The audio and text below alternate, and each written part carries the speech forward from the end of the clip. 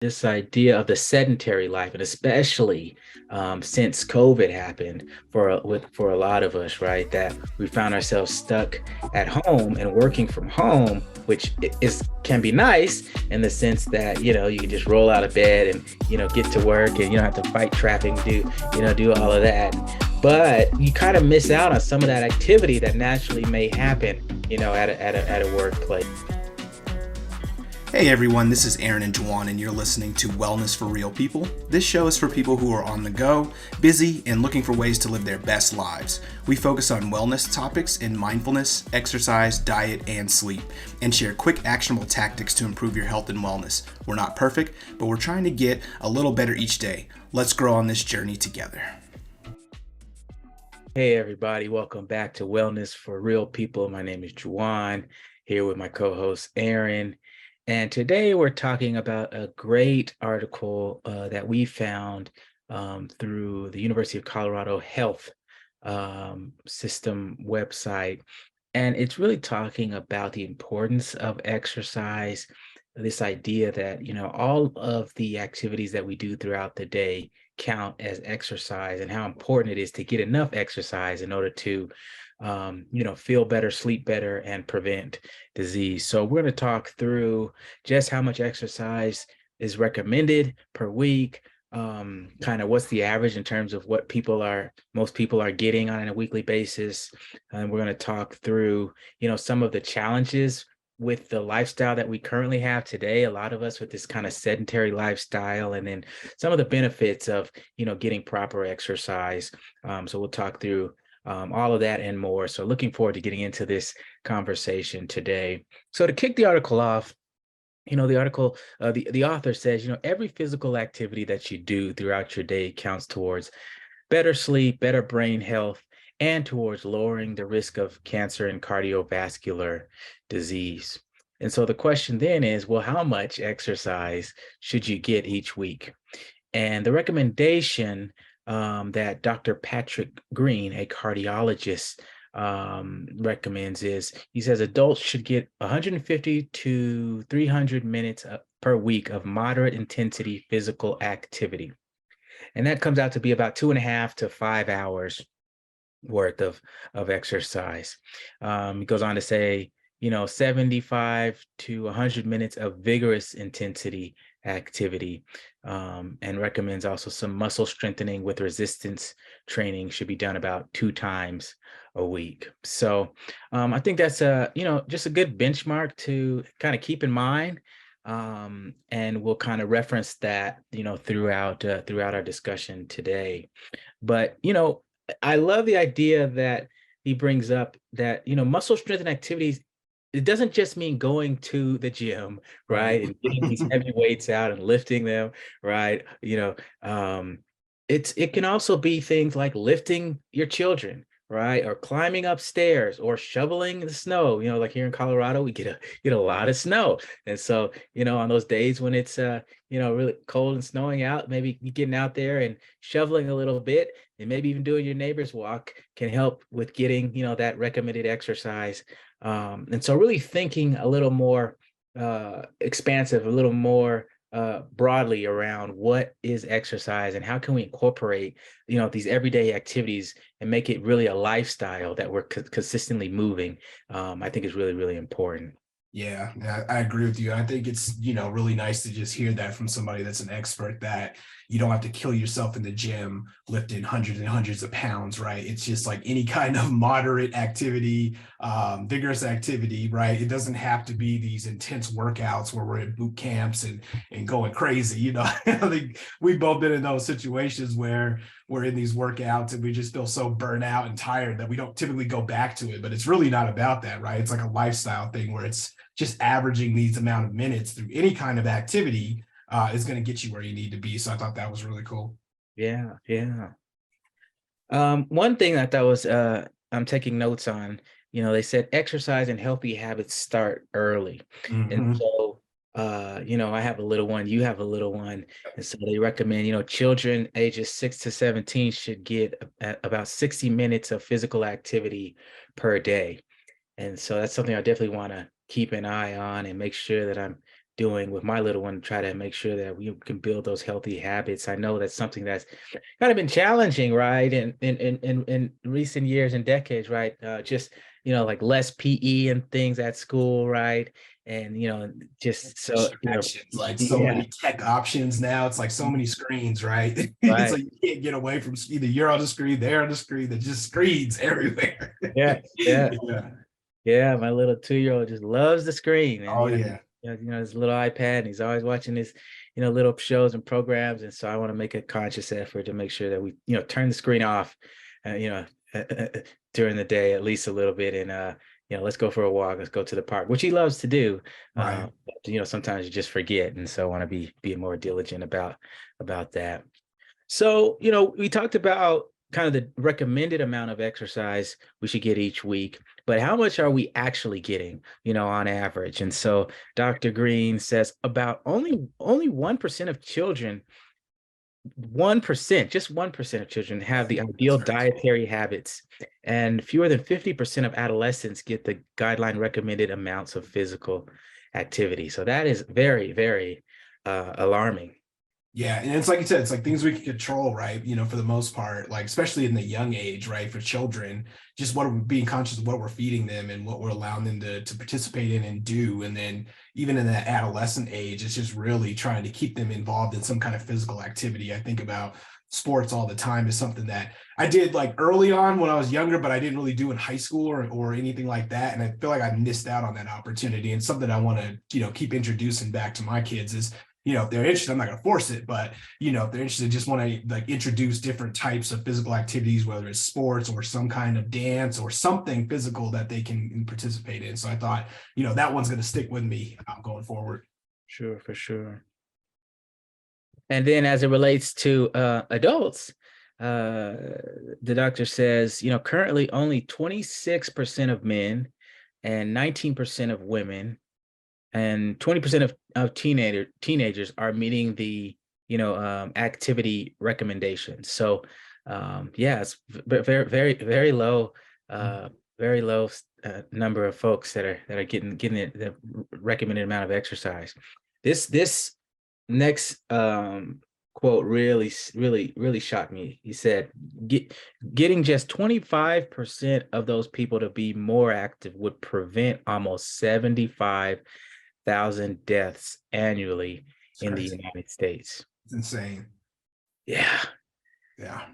it's yeah, it's sad, it's shocking, but like you said, it's also just amazing how easy and practical it is, in the sense of like it doesn't take some something special or a lot of money, or some sort of Herculean Oh, effort or you need anything like anything, right? that. Right. Yeah, it's just a matter of getting up and moving a little bit more, and what that can do for our health and for our bodies. I heard the other day somebody said, movement is medicine. And I thought that was beautiful, and it really, really stuck with me. And so just finding more ways to be active throughout the day, I think is really, really important. We talked about, everything you do in your day counts towards that, 150 minutes of moderate activity per week. So, just walking for a few minutes at your lunch break, right? Or with your family after dinner. And in Italy they have a thing called a passeggiata, right? Where you just in certain cities, right? After dinner, everybody just is out in walking around, just strolling through the neighborhood, right? And it's just a thing to just get yourself moving, and enjoying being in community and catching up with other folks. And I think that's something that's really, really I really, really want to work on incorporating, like we talked about, this lifestyle of movement. So, we were talking about this a little bit off camera, this idea of the sedentary life, and especially since COVID happened for a lot of us, right? That we found ourselves stuck at home and working from home, which can be nice in the sense that you can just roll out of bed and get to work, and you don't have to fight traffic and do all of that. But you kind of miss out on some of that activity that naturally may happen at a workplace. Like you said, just going for a walk with a coworker, or going to walk to lunch, or these kinds of things. Yep. And so um, they said here in the article, the more time that someone is sedentary, sitting at an office desk or at a couch, on a couch watching a screen, the greater the risk of or their chance of developing type 2 diabetes or cardiovascular disease, certain cancers, according to this report that they reference in the article. And I thought, wow, that's really, really powerful. And I've certainly, experiencing, the effects of some of that myself and trying to work my way out of that Mhm. since COVID. When COVID happened, definitely affected me personally and my work and my lifestyle. And I found myself just spending so much time at home, and then ended up gaining a lot of weight, like over 20 pounds, not eating Yeah, right, and yeah. feeling down and depressed, and and yeah, and then start getting all sorts of new health things popping up that I never had to deal with before. And now this article is really kind of making me think through kind of why and how that started happening with just by not being as active as I normally was accustomed to being. And so yeah, I thought that was really, really powerful. Yeah, and yeah, I agree with you, man. It's like the same situation. As soon as we started working from home, it's like the activity level just drops tremendously because, like, like a lot of people take different kind of breaks, but I would always take a walking break around the office and just, and it would be very frequent, right? It was just like, man, I'm tired of being at my desk. I need to walk, or I need to think through a problem, or I just, want to go talk to somebody. Like, hey, let's just walk around, like, the kind of neighborhood, the office park. And then now that just doesn't happen at all. And I don't know why. I could just go outside my house and do that, but it's like something about that. It's just like when you're at home, you just get into a different zone. So it's like really being conscious about thinking about when you need to stand up and move around and do something differently. I think, apps, smartwatches, those little prompts and things are very helpful. So it's just like trying to turn those on to say, hey, stand up, it's been an hour, or move around or get some activity. Even though it's kind of annoying, it's necessary because as you Yeah. can see in the results in the report, sitting is literally killing people. So, Yeah. it's that serious. But yeah, no, I totally agree on that section. Yeah, so yeah, I mean, a lot of great stuff. I know there were some other things you wanted to highlight that in the article as well. Yeah, there were two that were really important to me that stood out, specifically because it's things I struggle with too, right? Like, I think this whole Wellness for Real People show has really made me reflect a lot on my own personal journey and challenges and things that I just kind of didn't really think about and I took for granted. And one of them is just quality of sleep and why I've been getting less sleep. And I noticed a drop off. The less physically active I am, the harder it is for me to fall asleep, and the more I struggle with staying asleep and getting good quality sleep. So one of the things activity does is it really improves that quality of sleep. In the article, the research shows that people can really help reduce sleeping disorders, have less daytime sleepiness, and have to, avoid using sleep medication to help you fall asleep. So it's like, man, stuff like that is just so easy, but really important because, once you start losing sleep, then you're not as effective the next day. You have less energy. You start getting sick easier. All these different things just kind of start spiraling. And again, long-term, cardiovascular challenges and muscle challenges with not getting any rest. So just that alone made me just think about like, I really need to take it seriously and getting the activity during the day so I can sleep better. And then Dr. Cornwell goes into some further long-term benefits too. And it's really, he says that it's important to emphasize that exercise is just as important as any pill you could take. In his estimation, there are no drugs, and there will never be a drug that has the risk-benefit potential profile that is as favorable as exercise. It's an incredible tool that needs to be used. And I totally agree with that, man. Like, I'm like trying to avoid needing things to like help regulate blood pressure or any of those medicines that a lot of us have to start taking on as we get older. And one way to do that is just simply moving, right? It doesn't have to be anything strenuous or crazy physical. It's just the simple movements and the consistency can really help this long-term lifestyle.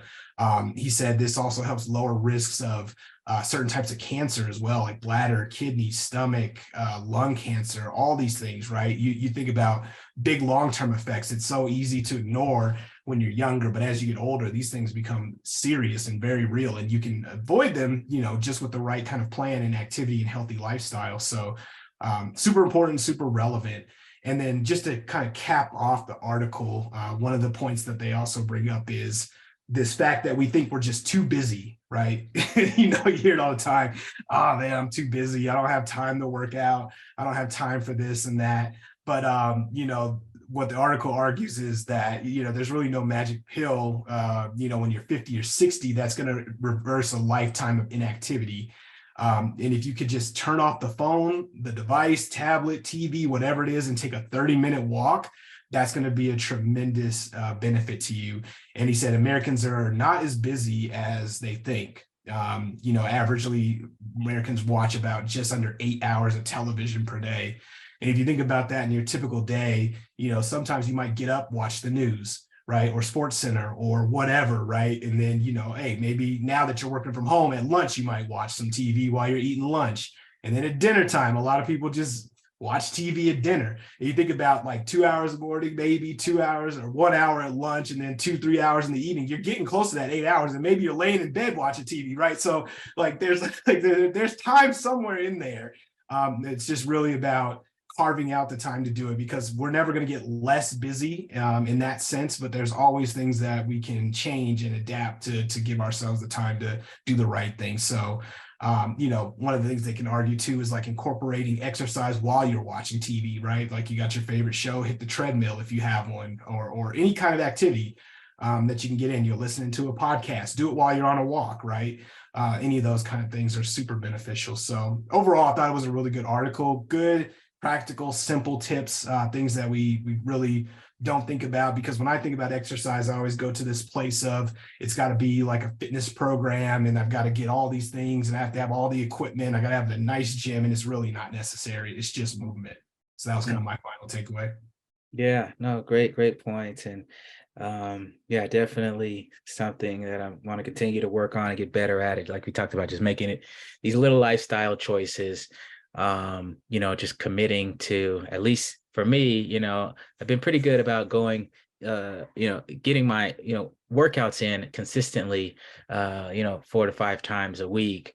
But, you know, I still find myself still sitting too much throughout the day. So one thing that this article helped me realize I want to incorporate is just getting up at least once, one break during the day, and go for, like you said, a 15-20 minute walk, in addition to what I'm already doing, just to really be more active and mobile, and not, yeah, just find myself sitting all day in front of screens like we talked about. It's good for the body, it's good for the mind, it's good for sleep, it's just good for overall health. So yeah, I agree. I thought it was a wonderful article and great food for thought, some great simple practical tips, and hopefully you all found something valuable from this article, from this discussion. So we'll link to the article in the show notes, and certainly hope that you have a great rest of your day, a great week. If you're enjoying this show, you know, feel free to leave us a review on, you know, wherever you're you know, wherever you're receiving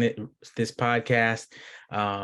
If it's on YouTube, leave a comment, let us know kind of what you're thinking, if it's helping you, and you know, we'll be back with much more content to help you, you know, be healthier and happier, and, you know, live your best life. So talk to you soon. Thanks everybody. Take care.